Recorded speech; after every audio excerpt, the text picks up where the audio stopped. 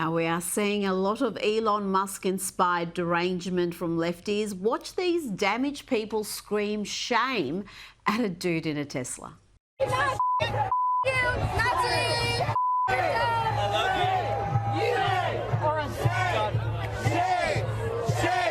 Yes, there's an epidemic of crazy lefty losers who are attacking Teslas and Tesla drivers. And these attacks are becoming increasingly violent. Watch what happened to this 61-year-old woman.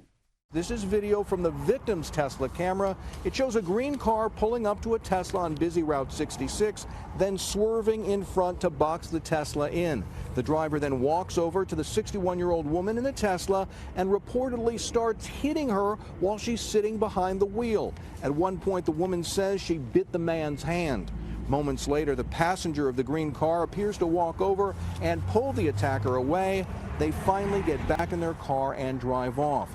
We spoke to the victim today, who said she was terrified and can't understand why anyone would do this. I'm ashamed of our society and what they're doing.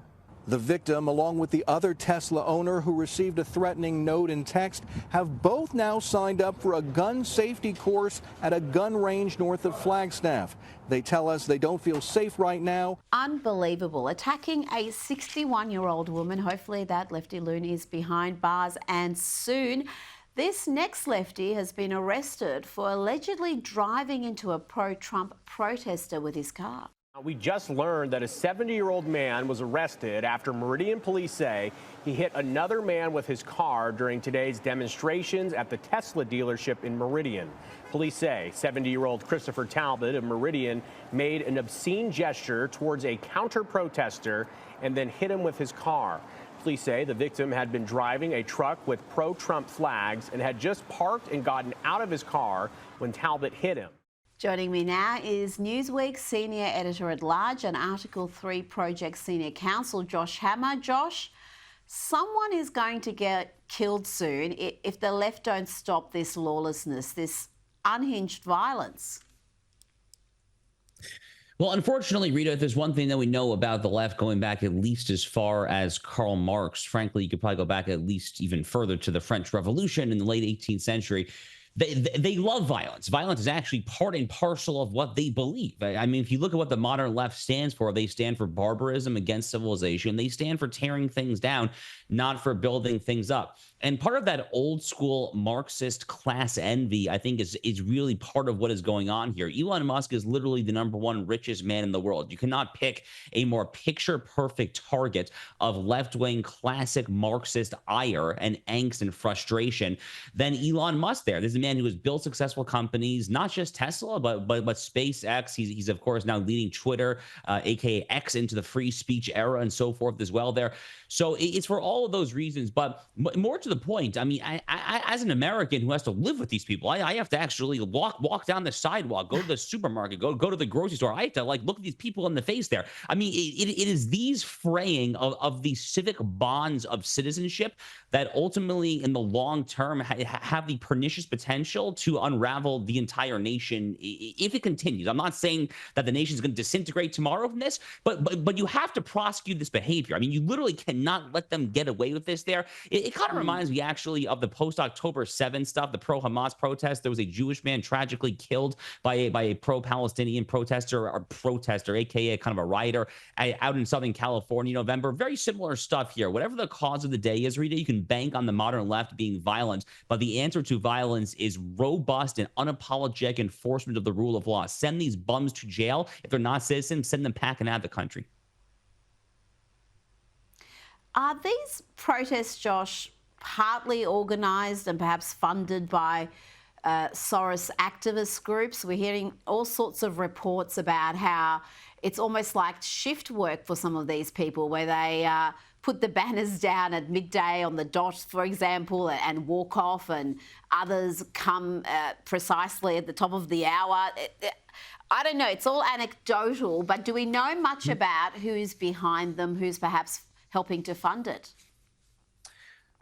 We don't know for sure a lot left yet, but what we do know is that there are a lot of left-wing protests over the past few years, that there have been massive amounts of so-called professional protesters. Professional protesting is now a very common thing on the left. We saw that at Columbia University last April and May during the pro-Hamas demonstrations there, where it was later revealed that a lot of these people were actually brought in by outside forces there. Frankly, a lot of the pro-Hamas stuff actually ends up being orchestrated by just foreign actors, including people affiliated with the Iranian regime, people like that there. I personally do believe, yes, that a lot of this Tesla stuff probably is due to Soros Open Society Foundation, Arabella Advisors, Tides Foundation. It's always the same actors. It's always the exact same actors here. Whatever the cause of the day is, whether it's Black Lives Matter, whether it's Hamas, whether it's anti-Elon Musk anarchy, they gravitate to the cause of the day, and it's toxic and evil no matter what stripe it is.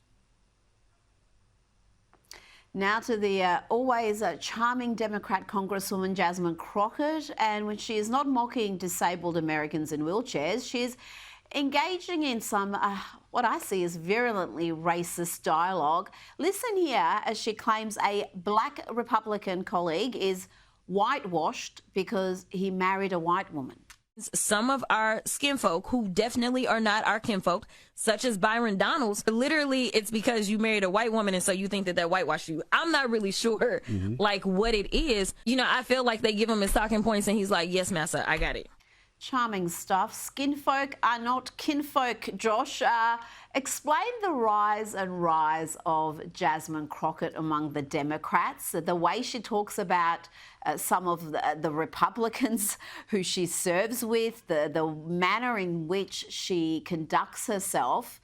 You would think it would almost be disqualifying, but she has got significant power and her voice is amongst the loudest right now. Rita, I'll give you my quick take on Jasmine Crockett by way of a musical analogy. So I know that you and I are both big country music fans. I'm less certain how you feel about classic rock, but by way of example here, let's think about the Beatles. The Beatles are Paul McCartney, John Lennon, George Harrison, and Ringo Starr. So when the Squad comes into power in the U.S. House back in 2018, 2019, it's Ilhan Omar, Rashida Tlaib, Alexandria Ocasio-Cortez, and then Ayanna Pressley in Massachusetts. But people forget about Ayanna Pressley. I mean, she's kind of like a nothing burger these days. So my theory on Jasmine Crockett is that Jasmine Crockett is making a strong play to supplant Ayanna Pressley as the Ringo Starr of the Squad, because Lennon, McCartney, and Harrison are already taken. But she wants in. She wants in on the band. She will be there in the background. She will do some drums there. She wants in on just the total chaos in the far left flank of the House Democratic caucus there. You know, maybe the most offensive thing about Jasmine Crockett is that she deliberately talks. She puts on this shtick, this act as if she's kind of like just like fresh off the street. She has this accent. She tries to talk. It's so demeaning. I mean, you look at where this woman went to school. She went to extremely expensive, elitist private schools her whole life. This is not how she actually talks. It is literally all an act. I don't know why Democrats feel that they have to put on this act there. If I were a Democratic voter, I would be grossly offended by this. I would just be deeply offended there. I'm obviously not a Democratic voter there. I've played footage of her before she put on this new accent and this new act, and it is an act. And yeah, she was beautifully spoken, that product of a private school education. She went to an elite college, one of the more expensive ones. I had a look at the fees there. They're astronomical, Josh. And suddenly she sounds like as she does. Now let's talk about Vice President J.D. Vance. He recently addressed young Marines at Conoco, and he had this message as he celebrated what he calls a renewed sense of patriotism. No more quotas, no more ridiculous mumbo jumbo, no more diversity trainings. We believe the real strength and the real diversity in the United States Marine Corps is that you all come from every walk of life, come from every corner of America, and you have got the strength and the purpose to win the nation's wars. And that is what the Marine Corps is going to do, just like it's done for damn near 250 years. Josh, DEI is dead, certainly amongst the Marines. It's possibly where it was at its most dangerous and destructive, to have these elite ranks being corrupted by things other than meritocracy, to have diversity, equity, inclusion considerations brought in instead of picking who are the elite soldiers who can serve. So this was all along one of my top arguments for J.D. Vance actually being vice president of the United States in the first place. I argued this for months and months prior to Donald Trump picking him. And one of the reasons that I think that he is such a good vice president, similarly, actually, one of the reasons why Pete Hegseth is such an inspiring Secretary of Defense, is that these two men are very young. They are in their early to mid 40s, and they are both veterans. They are both combat veterans of the nation's, America's post 9/11 wars.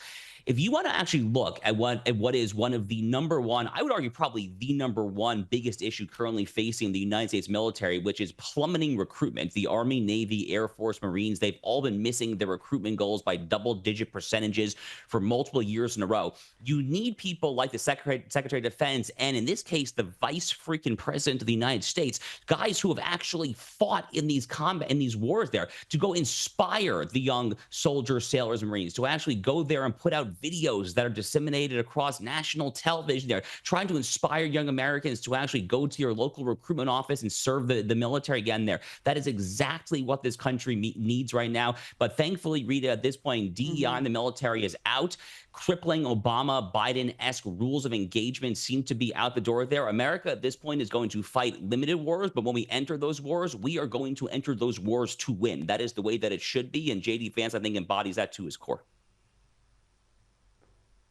Now to the activist judges who think they can overrule the duly elected president. This is the real constitutional crisis, if you ask me, Josh. And the New York Post reports that the daughter of DC District Court Judge, Chief Judge James Boasberg, he's the one who tried to stop the Trump administration from deporting gangbangers to El Salvador.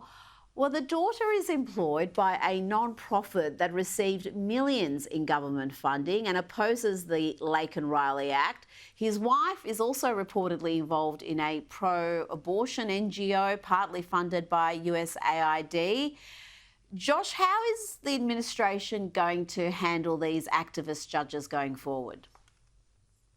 So thankfully, Rita, Congress and the president have all sorts of remedies that they can attempt to get across the finish line when it comes to reining in what Alexander Hamilton famously referred to as the least dangerous branch, which is the judiciary. So actually, just in today's Wall Street Journal, Chuck Grassley, the senator from Iowa, has this wonderful op-ed praising his new legislation seeking to put an end to so-called nationwide injunctions, trying to bring back the commonsensical notion that when a judge issues an injunction, it binds only two parties, the plaintiff and the defendant.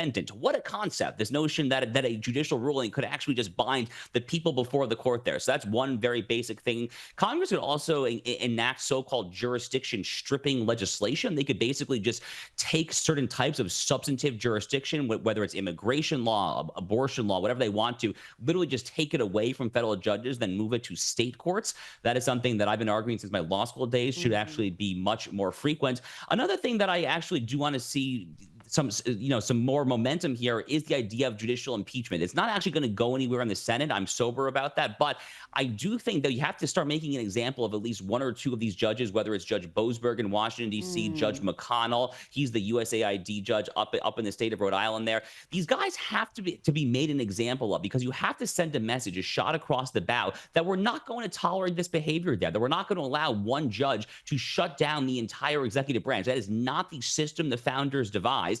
And thankfully, I think President Trump and his allies in Congress do acknowledge this. They understand that it's only a question of time, frankly, until these lower court judges are put in their place. Josh Hammer, thank you so much for your time tonight. Thank you, Rita.